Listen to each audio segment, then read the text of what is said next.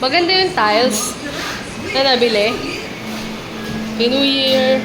Nanganak na ba yung asawa ni ano? Aris? Wow! Lalaki baba. Kagabi. Good morning, Andy. Kasi Joshua nasa baba. Ano pong name nyo? Ay, ano?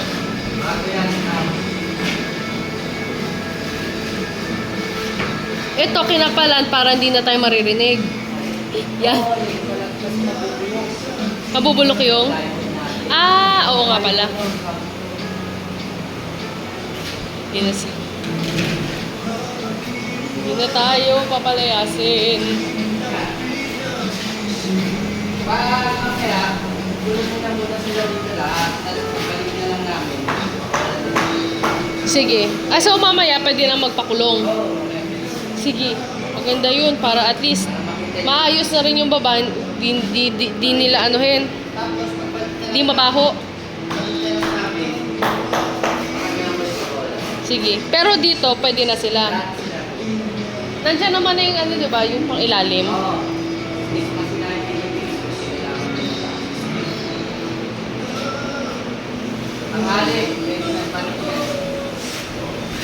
Natutuwa na si nanay. Oo naman si nanay, hindi makalabas eh. Pagdating pa namin, nandiyan pa yung kapitbahay, pumasok ko. Kaya nandoon ko yung mga tissue sa ilalim. Sabi ko, ano, makikita ng kapitbahay.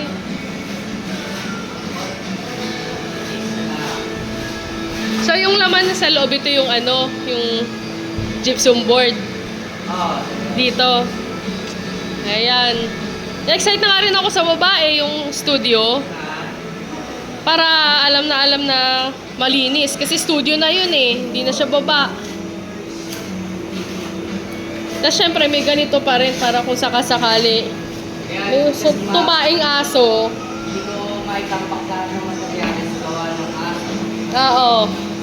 Totoo. Tatry ko kung makapagturo ako ng dog training sa baba. Para meron ding pang-aso. Kasi yung third floor, yung isa doon pang dog agility eh. So, pang-aso talaga.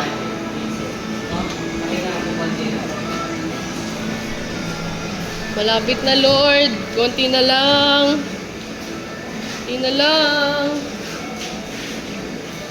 Pang kay Batman. Batman.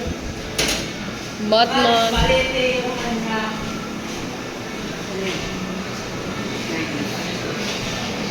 Yung?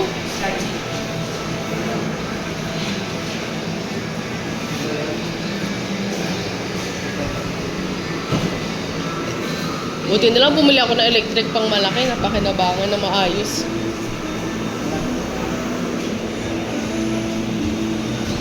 Ay, ayan na.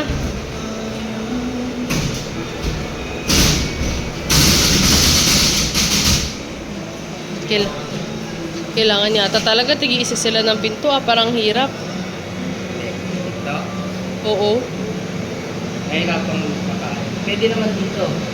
Kahit yung singlaki lang ng ano ba? Ano?